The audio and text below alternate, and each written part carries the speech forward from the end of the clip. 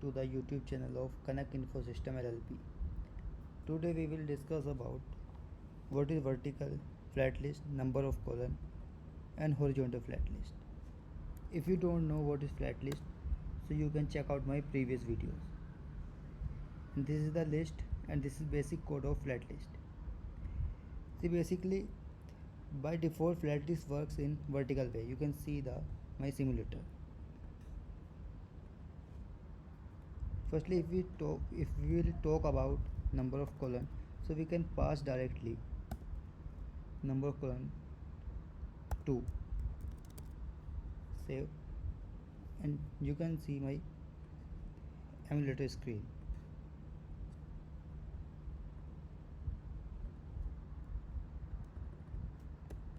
And if we want to change our list to horizontal way, so we can pass horizontal probe directly, similar to number of column, and save.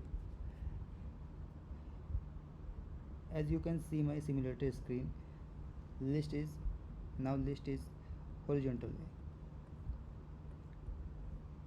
So thank you very much, and don't forget to like, share and subscribe to stay updated.